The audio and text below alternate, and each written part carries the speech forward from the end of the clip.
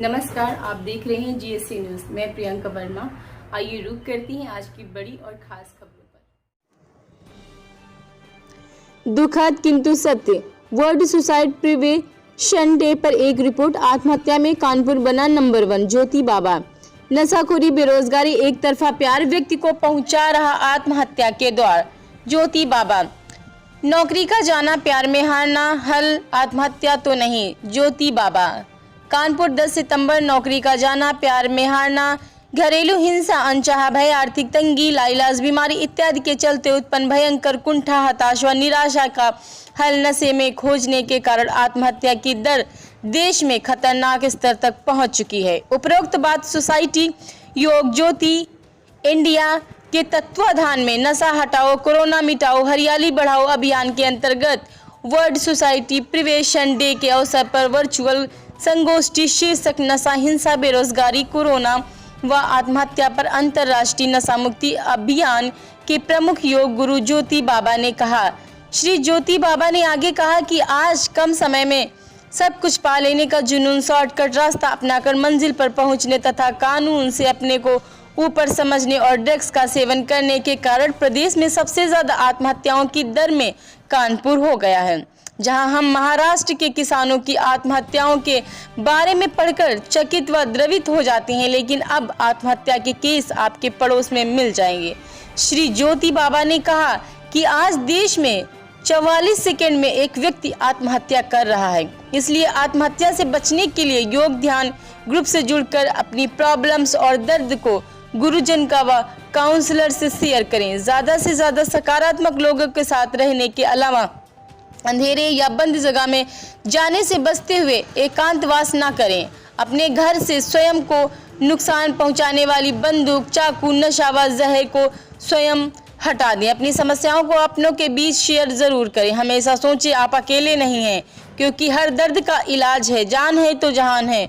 ज्योति बाबा ने कहा कि अपनी उग्र भावनाओं पर नियंत्रण करने के लिए अपने धार्मिक ग्रंथों का मनन चिंतन कर जीवन में उतारें। नशा मुक्ति युवा भारत अभियान के राष्ट्रीय संयोजक कुलदीप सिंह परमार एडवोकेट ने कहा कि बचपन से ही पड़ी नशे की लत किशोरों और युवाओं में एकांकीपन पैदा कर काल्पनिक दुनिया को ही सत्य जान लेने की प्रवृत्ति आत्महत्या के द्वार तक पहुंचा रही है।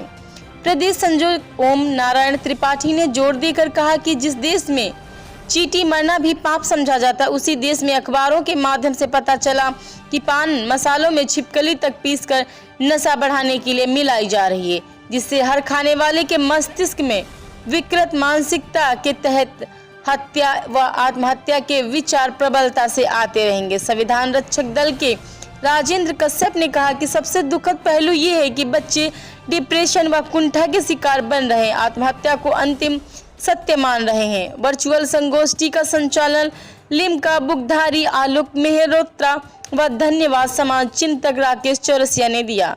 अन्य प्रमुख सर्व श्री राम सुख यादव, स्वामी गीता महंत, राम अवतार दास, कमल यादव इत्यादि थे। मुन्ना चौरसिया, मीडिया प्रभारी, सोसाइटी योग ज्योति इंडिया। बाबा जी, आज वर्ल्ड सुसाइड प्रिवेंशन डे है, इसमें आपका क्या मानना, क्या कहना, क्या संदेश है? सबसे बड़ी बात तो ये है कि आपके चैनल के देखने वाले सभी दर्शकों का मैं योग गुरु ज्योति बाबा अंतर्राष्ट्रीय नशा मुक्त अभियान का प्रमुख बहुत बहुत स्वागत और नमस्कार करता हूँ।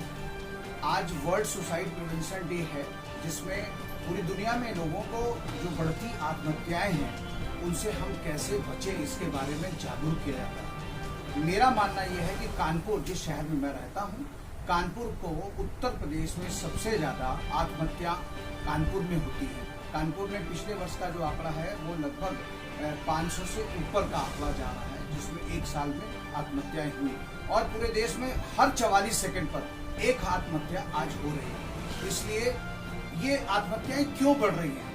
तो उन आत्महत्याओं के बढ़ने के पीछे कहीं ना कहीं कारण जो बढ़ती बेरोजगारी है, घरेलू हिंसा है, घरेलू जो कलह हो रही है और कन्फ्रंटेशन, एक दूसरे के ऊपर अविश्वास, पति का पत्नी पर अविश्वास, पत्नी का पति पर अविश्वास, परिवार में अविश्वास का जो भाव और सबसे बड़ी बात है, आज जो बच्चे हैं वो कुंठा, हताशा और निराशा के शिकार होकर के आत्महत्या कर रहे हैं। प्रश्न पहले ये था कि जो बड़े लोग हुआ करते थे वो कुंठा, हताशा और निराशा में आत्महत्या को कबूल करते थे, लेकिन जिन बच्चों की उम्र अभी खेलने, कूदने और पढ़ने की है, वहां पर आत्महत्या यदि पहुंच जाए तो इससे समझा जा सकता है कि जो समाज का सोशल स्ट्रक्चर है, जो समाज का हमारा जो बड़ा दायरा था, जिस समाज में बड़े बूढ़े बैठ के आपस में चिंतन और मनन और चर्चा करते थे, आपस में बैठ के कोई बात हुआ करती थी तो उसको आपस में बैठ के शेयर करते थे, ये शेयरिंग खत्म हो गई, ये चर्चा खत्म हो गई। ये घर की जो चौपालें लगती थी, घर में जो नित्य प्रकार की कोई ना कोई प्रॉब्लम्स होती थी, वो बड़े बूढ़े बैठ करके करते थे।